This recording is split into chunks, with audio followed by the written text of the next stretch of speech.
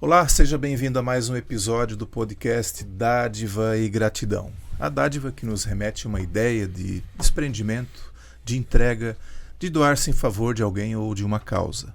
Na ciência, ela é considerada um modelo de ação social, onde são estabelecidas relações de liberdade, de obrigação, de interesse e desinteresse. E há uma explosão de sentimentos como generosidade, espontaneidade, alegria e gratidão. Aqui no podcast nós vamos conhecer organizações, movimentos e projetos aqui na cidade e também na região que atuam com alguma causa, sempre visando o bem da coletividade, ainda que muitas dessas ações ocorram de forma individual. Eu vou fazer a minha audiodescrição. Eu sou Loriberto, homem branco, cabelo bem curtinho, olhos claros, um cavanhaque mais ou menos grisalho, e eu hoje estou vestindo uma camiseta na cor cinza com a estampa, a logo do nosso podcast. Quero convidar você para se inscrever no nosso canal no YouTube e curtir, compartilhar e comentar também os nossos episódios para que eles alcancem um número maior ainda de pessoas. A gente conhece tanta história inspiradora aqui no podcast, ajude também a divulgar. Também quero convidar você para nos seguir no Instagram, no Facebook. Você pode nos acompanhar também no Spotify e lá no TikTok nós temos os nossos cortes. Agradecer aos nossos patrocinadores, a Orplan Solutions, uma empresa de apoio às organizações, na gestão, no plano de captação de recursos, na elaboração de projetos, na captação de recursos, no acompanhamento da execução e também na prestação de contas. Siga a Orplan Solutions nas redes sociais. Também a Doar Digital, uma super plataforma para captar doações para sua organização. É um sistema inteligente, fácil, automático e totalmente digital. Gerencie seus doadores e doações. Você pode receber por Pix, boleto, cartão e depósito de forma automatizada, economizando em torno de 80% do tempo nesse processo. Acesse doardigital.com.br e procure pelo Kleber. Também um agradecimento aos nossos apoiadores, Blumenau Social, um site que faz a ponte entre voluntários e organizações de Blumenau. Acesse blumenausocial.org e busque mais informações a respeito. Também o Empreenda SC, um movimento de empreendedor para empreendedor. Lá você vai conhecer histórias, momentos e muita inspiração. É uma forma de se comunicar e aprender juntos. Acesse Empreenda SC nas redes sociais. E hoje nós vamos, aqui no nosso episódio 103, conhecer um pouco mais sobre a Francis IAFA, uma associação de apoio social na formação do atleta menor no esporte. Categorias, depois eles vão me corrigir aqui se eu falar alguma coisa errada, mas que atende de 5 a 15 anos, desenvolvendo trabalho de futebol de campo. E para isso eu estou recebendo aqui o Gabriel Francis Ludwig e também o Rafael Fonseca. Tem mais nome no meio, né, Rafael? Mas para simplificar, eles que são aí, fazem parte, né, da comissão técnica da IAFA, ou Francis IAFA, ou IAFA Francis, aí, conforme o pessoal conhece aí, né? Então, sejam muito bem-vindos para esse nosso bate-papo, conhecer um pouquinho mais da IAFA. Obrigado. Fazer a audiodescrição, então. Meu nome é Gabriel Francis, tenho 22 anos, estou com boné preto, óculos, camisa da Francis IAFA, aqui de comissão técnica. Legal. Eu me chamo Rafael, tenho 44 anos, estou com boné preto também, óculos, barba, grisalha já, camisa da comissão técnica da Francis IAFA também. Que legal. Bem-vindos, né? Obrigado. A gente agradece muito esse convite, que é bem bacana para que várias pessoas possam conhecer o nosso trabalho.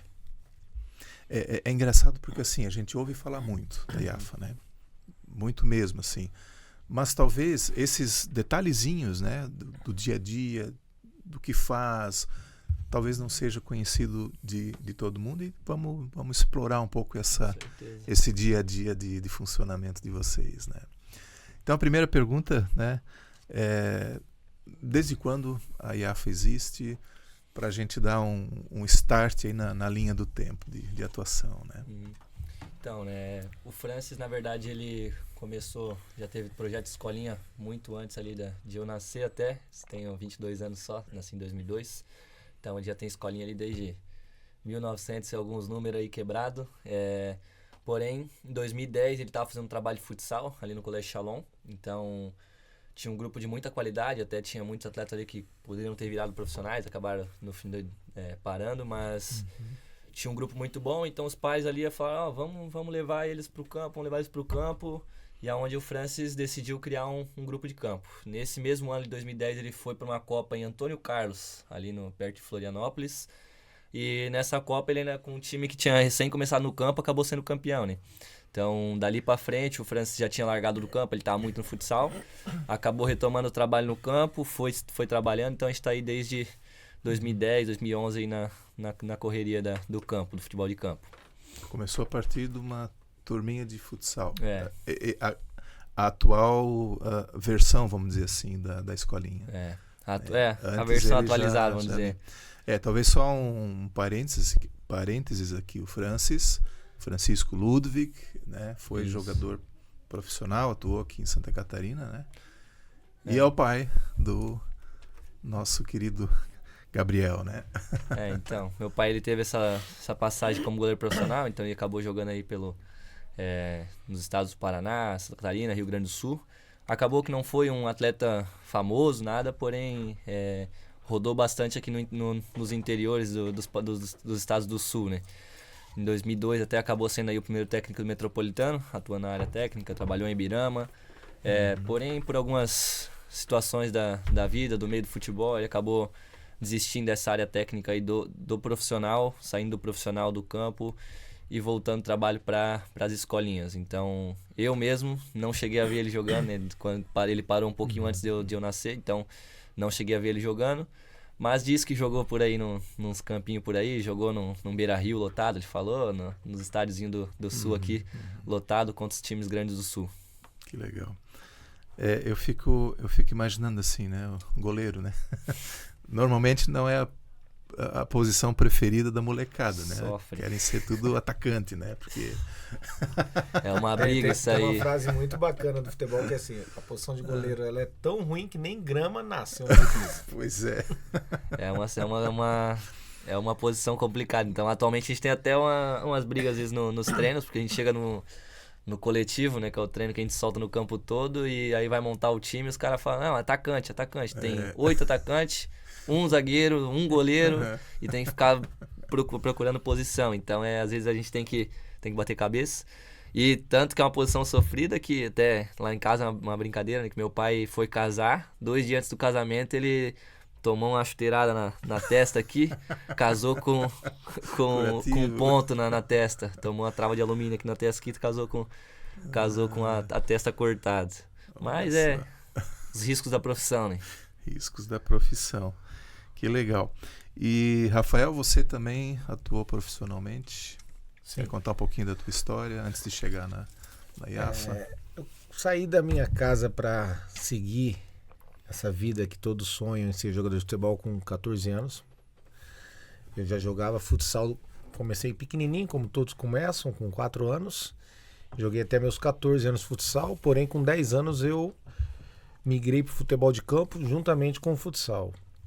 E com 14 anos, meu pai teve uma conversa comigo um pouco mais séria, entendeu que já era o momento de eu decidir o que eu queria para minha vida. Eu tinha totais condições de ser jogador profissional, mas para isso eu teria que me abdicar de certas situações.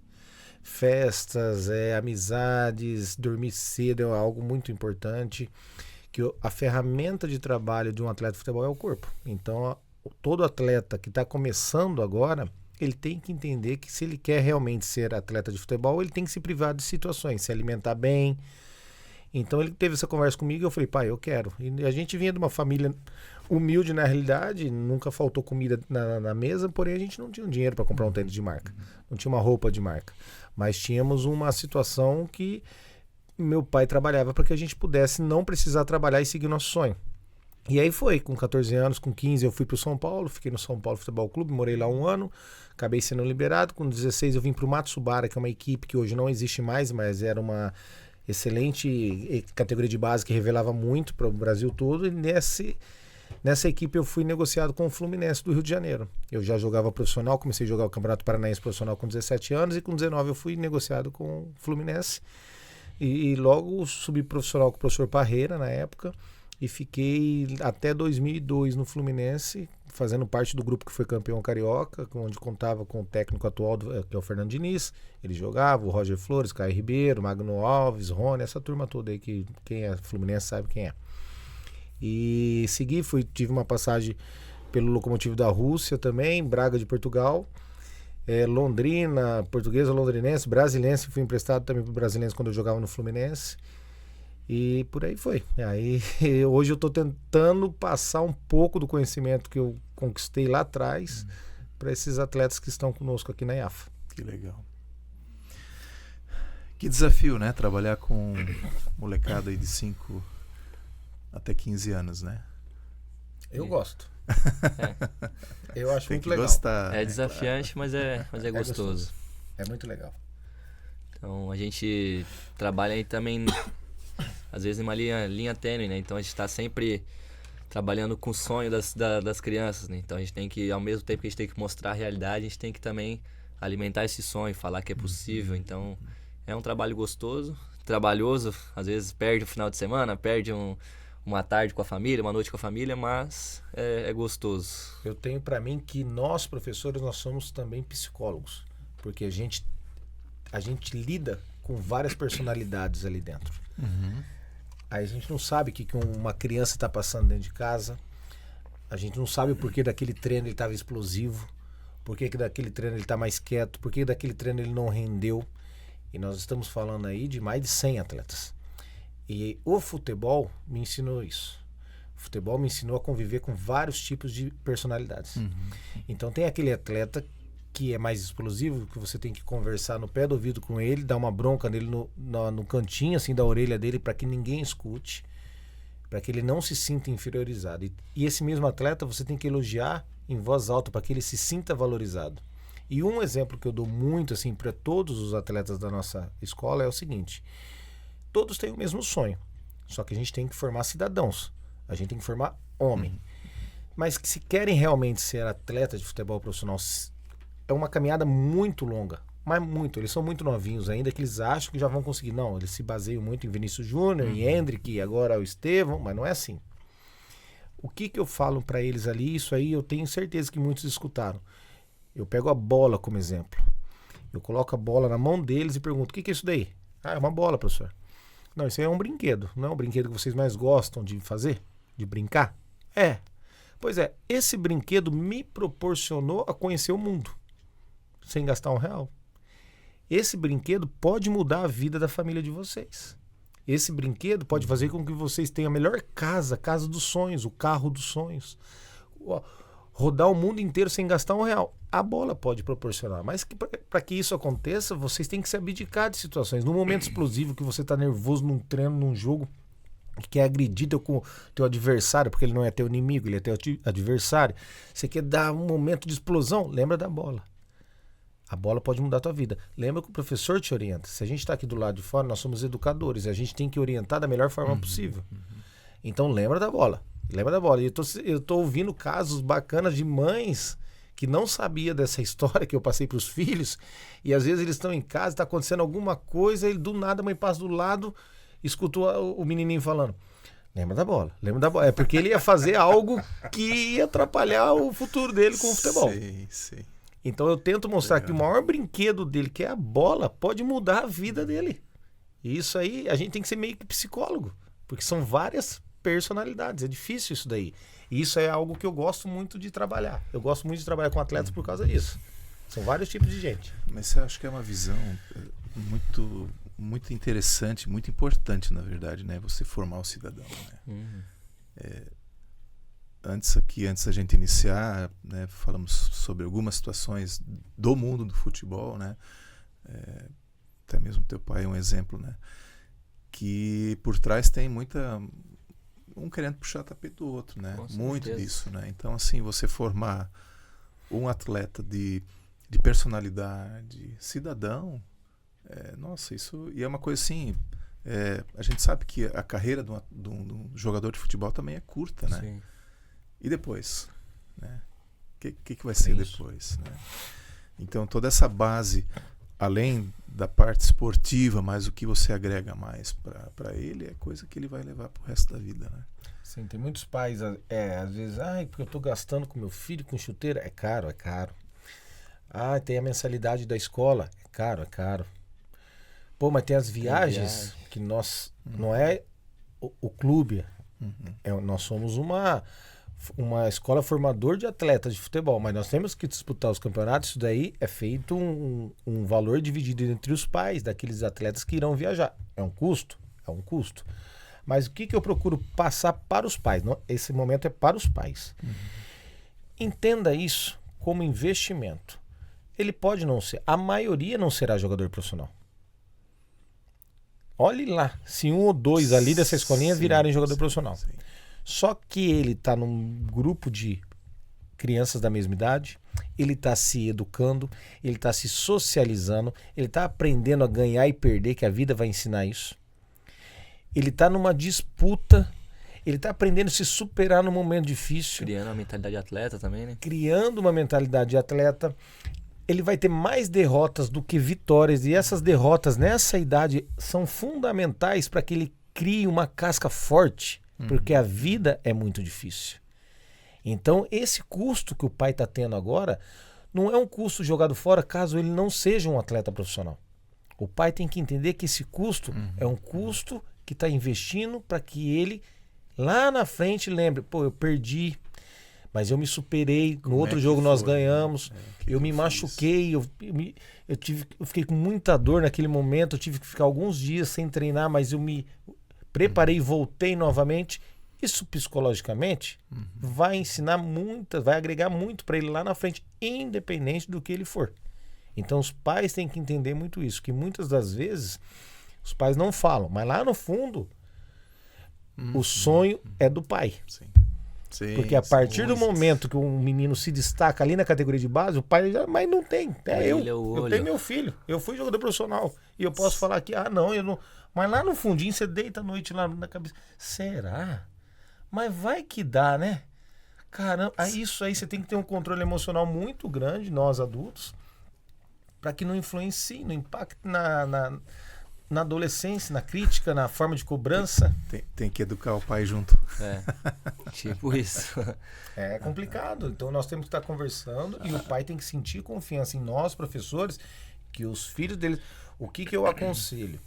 Você tem um filho que quer colocar em alguma escolinha de futebol, professor Rafael Fonseca, que já jogou profissionalmente, eu aconselho o seguinte: vá pesquisar qual escolinha levar. Legal.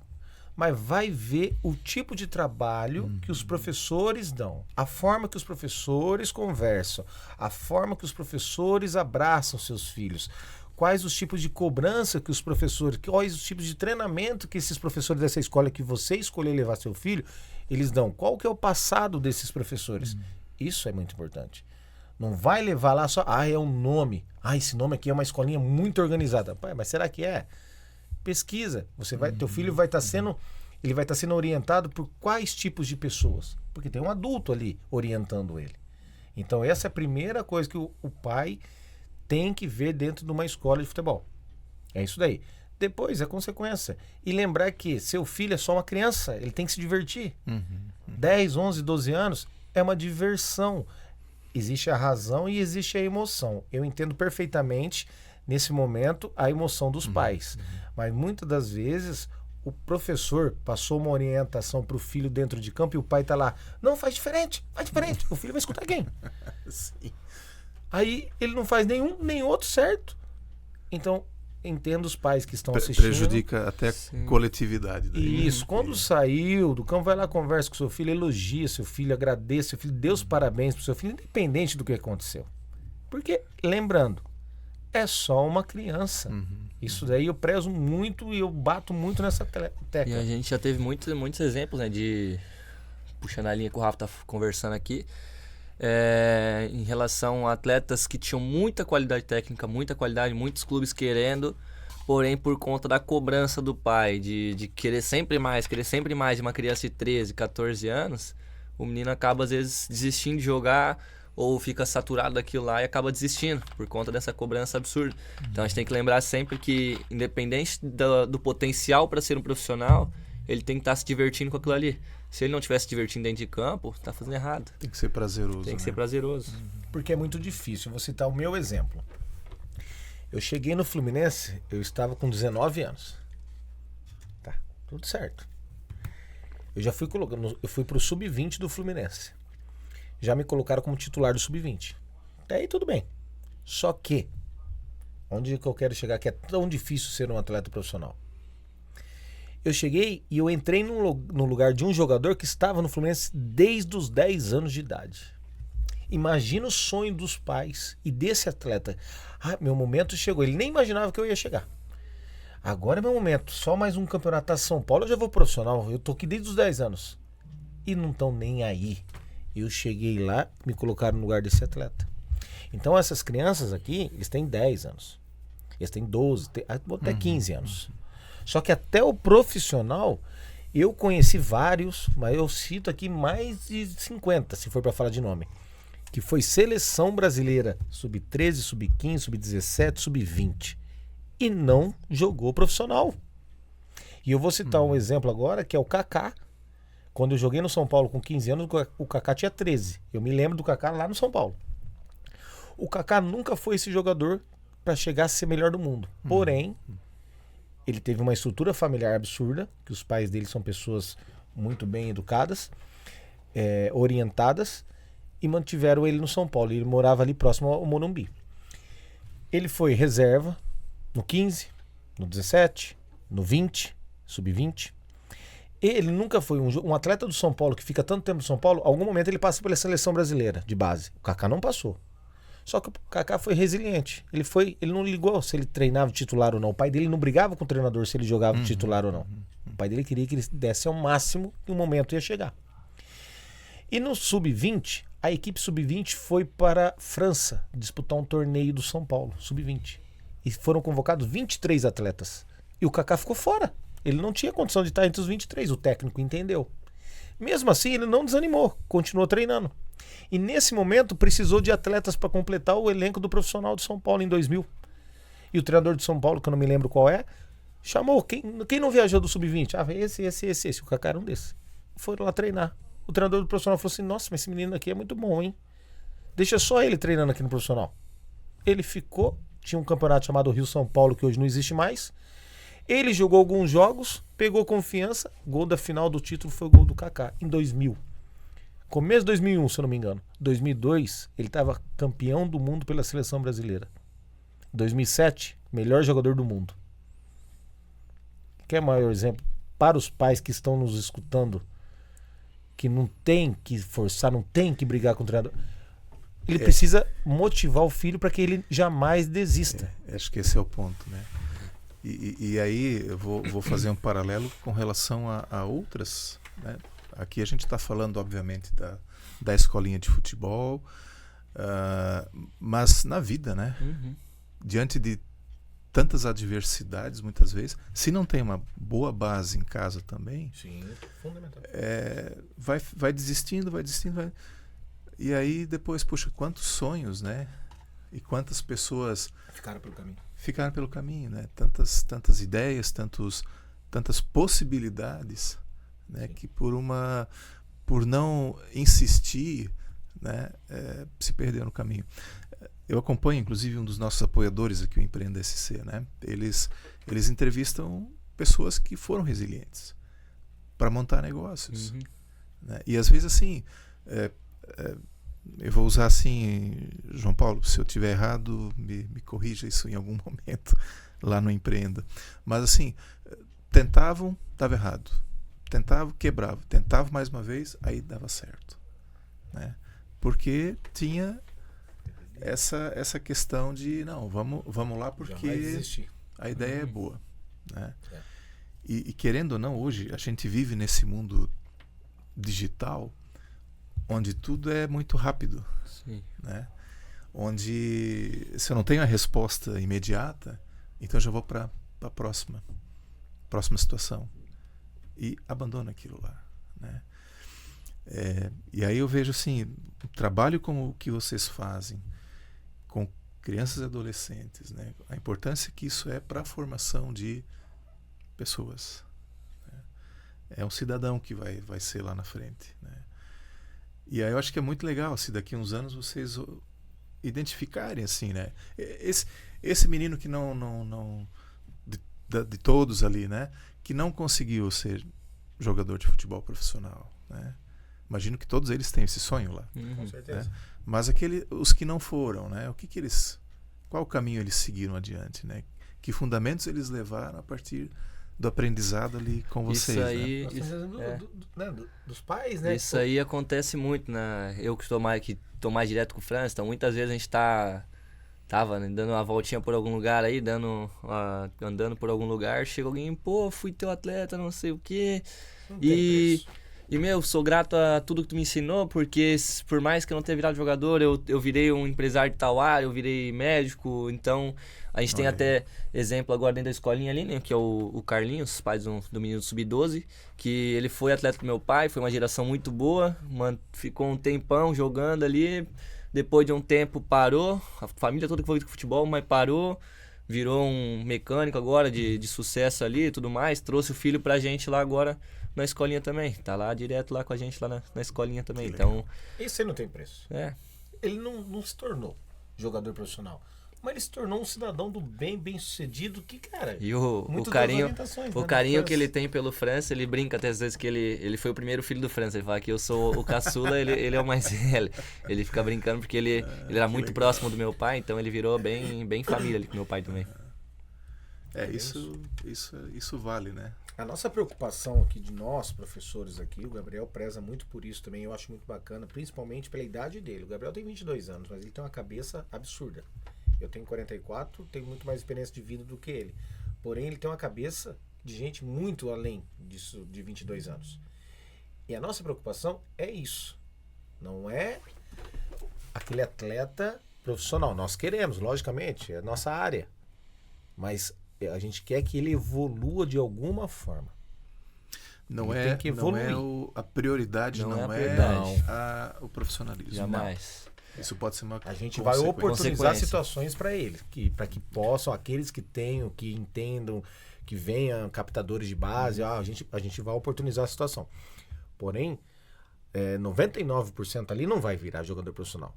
E eu vou citar o que eu cito ali do São Paulo. Quando eu joguei no São Paulo, no momento que eu fui lá, era o melhor time do Brasil na época de base. Sub-15. Era o melhor do Brasil. São Paulo tinha sido campeão mundial em 92, 93, então estava bem estruturado na base. E num treino lá, nós estávamos em 30 atletas de 15 anos, e o meu treinador, Nelson, que era um treinador que já chegou até a jogar no São Paulo, ele reuniu a gente assim e falou, bom, vocês estão no melhor time do Brasil, então a gente entende que vocês estão entre os 30 melhores atletas do Brasil no momento. Vocês estão no melhor do Brasil. Daqui... Desse jeito, pra mim foi um choque. Não só pra mim, pra todos eles. Daqui, se um ficar famoso, é um muito. Então vamos pro treino agora e tenta ser esse um. Meu Deus do céu. Jesus, foi um choque de realidade. Agora eu vou falar. Sim. Nenhum ficou famoso. Nem aquele um que ele falou que talvez não aconteceu. Daí a gente brinca, né? Que o Rafa conta essa história no treino lá. A gente brinca. Se ele que tava no melhor time do Brasil, os 30 melhores atletas do Brasil, ninguém ficou famoso, então vocês estão aqui na escolinha, velho, tem que fazer um negócio muito diferente pra poder chegar. Não, lógico, nunca falando que é impossível, sempre mostrando os caminhos, porém é difícil, entendeu? A gente tem que mostrar a realidade pra eles. Mas você pode entrar com um argumento assim, você tem que ser o melhor empresário, você tem que ser o melhor pai, você tem que ser o melhor... No que dentro você da sua área, fazer, né? Dentro da área que você for trabalhar. Se você não for jogador profissional. Com certeza. Por quê? Seja o melhor onde você está. Hoje, para você fazer uma medicina, qual é a concorrência? 2.000 por um ali? Se tá numa faculdade ali, se tiver? Por aí, provável. Vamos botar, né? Ah, tá. Beleza. Vamos fazer um concurso para juiz ali, para sei lá, qualquer coisa. Concorrência. Disputado. Nenhum desses dois que eu falei chega perto da concorrência que é para ser um atleta de futebol. E as pessoas estudam. O jogador de futebol tem que ter o talento. E muitas vezes tem que ter um apoio por fora de empresários. E você tem que estar no momento certo. E sua família lá atrás, que você está em casa, você sabe que a tua mãe está lá sofrendo em casa sem pai, ou o pai não está nem aí, ou você tem um monte de irmãozinhos. Tem um monte de irmãozinhos. Acho que é chuva, né? Acho que E como é que faz? E teu psicológico? Você não teve preparação com 12 anos sabendo que a tua família depende só de você. E você tem que se tornar jogador. Para isso que nós estamos aqui do lado de fora do campo. Para abraçar e mostrar para eles que eles têm um suporte fora do campo. A gente não pode perder esses atletas. Toda semana que eu passo ali e dou o treino, eu quero que eles evoluam. Então tem um atleta que eu nem vou citar o nome nosso lá, que no início do ano era um tipo de atleta, tô dizendo assim, de parte de fundamento, e eu tô tão feliz com ele, porque ele evoluiu tanto, que ele não ia para jogos, porque ele estava muito abaixo. Agora ele já tá indo para jogos. E ele não tá preocupado se ele vai ser titular. E a gente faz questão Tá de mostrar que tá Citar evoluindo. o exemplo lá dentro da escolinha, a gente cita o exemplo para os outros, fala, ó, esse menino aqui, ó, a gente tá muito feliz com ele, porque ele evoluiu, ele tá indo pro jogo.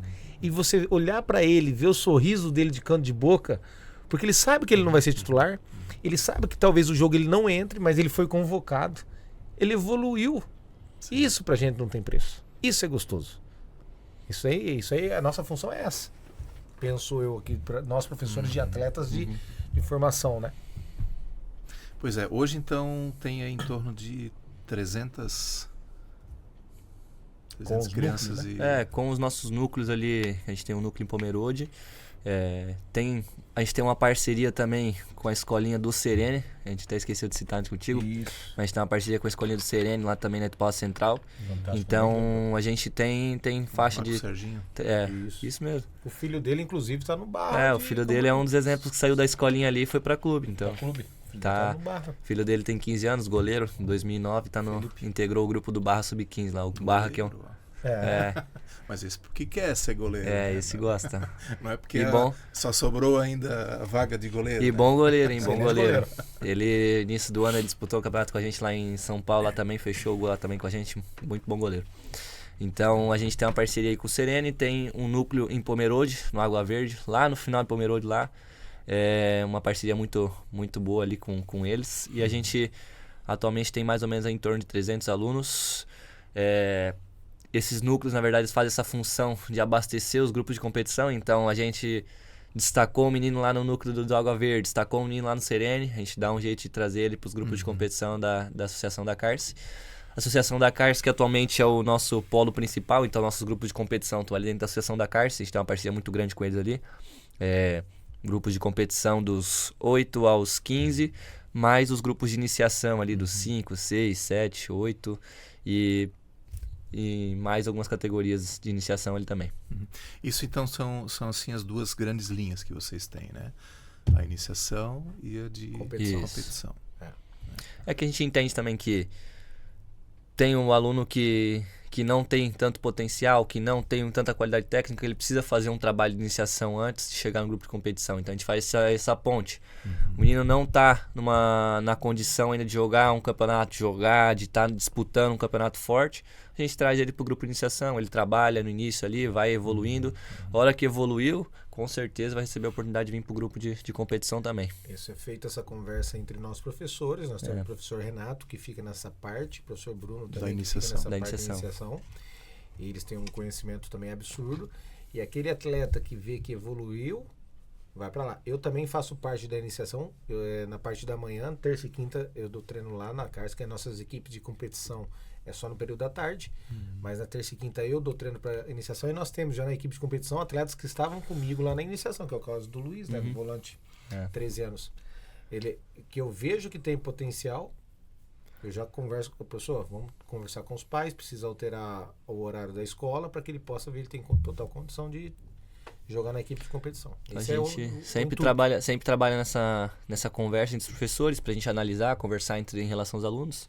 Destacou na iniciação, traz pro campo. Sem contar o sub-10, o professor Alexandre também, né? O professor Alexandre também, os sub-10 são menores ainda, então tem que passar lá na iniciação, porque senão vem tudo lá. Hoje já tá com uma turma muito grande ali do 10 e do 11, né? A gente tem, como o 10 e o 11 eles acabam treinando junto, a gente tem um grupo ali de cerca de 40, 42 por treino. Então a gente tem que dividir o campo às vezes, trabalhar eu de um lado, o Alexandre do outro, pra gente poder dar conta de todos os alunos ali. Então por isso que precisa da iniciação, para que eles possam ir para lá, para desafogar um pouco aqui. Aí o professor de lá avaliar, pô, esse tem condição, tudo. E a gente tá até com esse projetinho já para que a gente consiga já meio que ajustar um pouco mais isso. Vamos lá, a gente fala de iniciação, mas o que que ele vai ver lá? Fundamento? Comportamento dele dentro de campo, lá por ser um sintético, um professor, o que ele analisa? Ele vê na hora. Olha a qualidade técnica dele, olha a condução de bola, a visão de jogo, olha o chute pro gol que ele deu, olha o entendimento tático dele, mesmo sem ser ensinado. Olha a facilidade que ele tem com a condução com a perna direita, com a perna esquerda. Olha a cabeça erguida dele quando ele está treinando. Ele vai trabalhar a questão de passe, fundamento, questão de jogo, ele entender como é que funciona o jogo também, então se tornar competitivo. A partir do momento que ele começou a identificar esses pontos, ele viu que tem uma condição de jogar num grupo de competição, integrar um grupo de competição, a gente faz esse papel de pensar os alunos ali, trazer eles pro campo ali, fazer o grupo de competição. Competição, a gente também quer ganhar, né? É. Os atletas também, os pais também querem que sejam campeões, né? Então a gente disputa o campeonato para ser campeão. A gente não disputa o campeonato por disputar. Logicamente tem a parte, ganhar faz parte, perder faz parte. Mas a partir do momento que está em competição, os pais e nós também. A gente sai acabado de um jogo, desgastado fisicamente, porque a gente quer ganhar. Então aquele que tem condição, por que não trazer para reforçar a nossa equipe, entende? Então atualmente também a gente faz esse trabalho de, como a gente tem esse foco em se porventura conseguir encaixar um atleta no profissional de algum grupo, encaixar ele num clube, a gente faz esse trabalho de levar os atletas para as competições onde eles vão ser vistos, ou muitas vezes até trazer o próprio observador, captador de um clube para a escolinha para ele avaliar os meninos. Então a gente teve agora recente o caso do Barra, a gente trouxe o Barra na escolinha, o captador do Flamengo esses dias passou lá pela escolinha também. A gente vai para essas competições, o Atlético Paranaense veio também na escolinha esses dias atrás. A gente faz o papel de levar os meninos para as competições fortes, onde tem observadores técnicos. Então a gente teve o exemplo agora em janeiro, que a gente estava na competição em Rancharia, interior de São Paulo, dá umas 12, 13 horas de viagem aí. Com 2 ônibus, 4 categorias a gente viajou, então cerca de 80 alunos aí. Chegamos lá, teve jogo nosso com 10 captadores de clube sentados lá do campo. Porque Eu me lembro certinho, nós estávamos jogando, eu olhei assim pro lado e falei, dá uma olhada ali. Aí tinha um do Inter, do Grêmio, do Vasco, do Flamengo, do Cruzeiro, Fluminense, São Paulo, Desportivo Brasil, Atlético Paranaense, Curitiba, tudo em pé. Eles ficam... Eles não foram ver o nosso, eles foram ver aquele torneio. Então a gente oportuniza essa situação. Então a gente, dentro desse tempo que a gente já dá dentro do futebol aí, da escolinha dentro do futebol, a gente acaba filtrando os torneios que a gente vai, as competições que a gente vai, para ir para as competições melhores. Então a gente tem também o caso agora em julho, que a gente vai viajar dia 19 de julho para a Copa de São Ludgero, perto de Criciúma, onde atualmente é considerado um campeonato brasileiro sub-11 e 13. Então são vários clubes que participam, cerca de 20 clubes profissionais, Série A, Série B, e só escolinhas convidadas que estão lá participando. Então a gente foi convidado já há um tempo atrás, então a gente já participa desde 2018 mais ou menos. E é uma competição onde, por exemplo, 2019 o Hendrick estava jogando. 2019 ele acabou jogando lá pelo Palmeiras. Então o Francis estava lá na competição, eu não estava indo trabalhando junto, então ele chegou a ver o Hendrick jogando lá na Copa lá em São Ludgero, já viu que tinha o talento que tem, né? Tá aí. E lembrando, só as escolinhas que participam são escolinhas convidadas. Então não é qualquer, eu vou lá, vou botar minha equipe lá, não. Você tem que ser convidada pela organização. Da nossa região aí, da nossa região aqui tem nós e mais 2 praticamente que participam só. É uma competição que gera um desgaste, querendo você tem que viajar para lá, tem que estar uma semana dentro do alojamento, dormindo no colchão, no chão. Lógico que é a vida que o atleta escolhe, né? Então ele tá sujeito a essas condições. Já sabe que vai... já sabe que vai acontecer. Tem algumas limitações aí, né? Tem que ter teu colchãozinho de solteiro guardado em casa para essas viagens levar. Então a gente leva aí os colchões, leva tudo, leva o material esportivo, vamos pra lá, fica uma semaninha jogando, mas é uma Copa que dá muitos frutos pra gente. Então tem muitos atletas que são observados lá, que ganham a oportunidade de fazer um teste em clube. Lógico que é uma competição que tem os seus gastos, tem os seus valores, porém é tudo um investimento, né? Como a gente costuma dizer. Então a gente está investindo, mostra a escolinha e leva os meninos para a vitrine. Então lá é uma vitrine muito grande, porque não, os clubes já estão disputando lá, então eles aproveitam para disputar e observar os atletas das escolinhas menores. Então é uma baita uma vitrine. Copa de São Ludgero acontece agora dia 19 de julho. Na realidade, nós temos 4 competições que são fora da região aqui. Janeiro, janeiro, São Paulo. Março, São João do Oeste. São João do Oeste, lá na divisa com a Argentina. Até a gente teve um atleta agora que integrou o grupo do Azures Sub-12, Azures, um time do Paraná, clube de empresários, que foi fruto dessa Copa. Então a gente fez a Copa lá, a gente disputou a final do Sub-12 e Sub-16. Então no Sub-12 ele jogou esse jogo contra o Azures, acabou se destacando lá e foi convidado aí já definitivo já pro Azures. Então foi morar pra lá, faz 2 semanas que foi pra lá. Tá lá, tá morando lá agora. Aí em julho nós temos São Ludgero e em dezembro nós temos Palhoça, que é uma outra competição forte também. E nesse intervalo aí dessas 4 competições, a gente disputa de 3 a 4 competições que é aqui da região, né? Então tem jogo todo final de semana. A rotina aí o atleta tá sempre sendo visto por alguém, é o que a gente comenta. Dê o seu melhor, porque você vai estar sendo visto por alguém. Alguém vai estar sentadinho lá, gostei daquele atleta ali. Então, todo jogo, todo treino, deem o seu melhor. Você sabe com antecedência que olheiro vai estar lá? Às vezes sim, às vezes não. Depende. Depende o caso. Por exemplo, nessas Copas a gente já sabe que eles vão ir, né? Porque eles já têm a parceria com o pessoal da organização, então a gente sabe que vai ter, a gente não sabe qual clube, quem que vai. Mas a gente já sabe mais ou menos... Mas eles se identificam para vocês aí? Sim, eles vão tu identifica na hora. Até teve uma situação engraçada no final de semana, que a gente teve um jogo lá aqui na Associação da Carce, no sábado. A gente saindo do campo, eu e o Rafa, a gente olhou pro cara, ele todo vestido com a roupa do Inter, o agasalho do Inter, assim, tênis da Adidas, tudo certinho. Aí o Rafa foi perto dele lá perguntar, aí professor, tudo bem e tal? Tentando identificar se era captador, e foi ver, era um pai que tava com a roupa. Pai do aluno, eu torço mesmo pro Inter, só. Então tá bom, seja bem-vindo aí. Mas geralmente eles estão identificados, estão com o material todo do clube, eles andam uniformizados também. Então, com o crachá da organização também. Quando eles gostam de alguém, eles vêm até a gente, entram em contato. Então a gente teve também uma situação esses dias em Joinville, onde o cara tava vendo o jogo, não foi a convite nosso, ele foi a convite da outra escolinha. Porém, ele gostou de um menino nosso time sub-10, ele chegou na gente lá, conversou, tava uniformizado também, já chegou, falou o que ele queria e tal. E a gente fez um intermédio daí entre pai e clube. É que isso me chamou, assim, agora a atenção, porque precisa ter essa identificação, claro. Para não ser também qualquer um que tá lá e... Porém, acontece de ter um empresário lá que não é do clube, ele é um empresário de jogador de futebol, que nós aqui, professores, a gente já orienta os pais. Esse fato de eu ter jogado muito tempo, eu tenho mais ou menos essa malícia de quem é, quem não é, né? E acontecer da pessoa estar vestida normal, chegar no pai, olha, só sou empresário de jogador, e o pai se iludir com a situação. Tem muito, acontece demais. Então, o que a gente orienta os nossos pais ali da escolinha? Qualquer pessoa que chegar até teu filho, nos comuniquem antes. Porque eu posso não conhecer essa pessoa, mas eu vou tirar a informação de quem é essa pessoa que chegou no teu filho, e pode ter certeza que eu vou saber quem é essa pessoa que chegou. E dentro disso a gente nunca vai buscar prejudicar. Então, se a gente conheceu a pessoa, foi buscar informações, reconheceu que é uma pessoa boa, a gente não tem problema, tem problema em fazer o meio campo ali com a pessoa, deixar ele levar para um clube ou o que for. Porém, a gente tenta filtrar para que não seja iludido, não perca dinheiro. Tem muita gente por aí que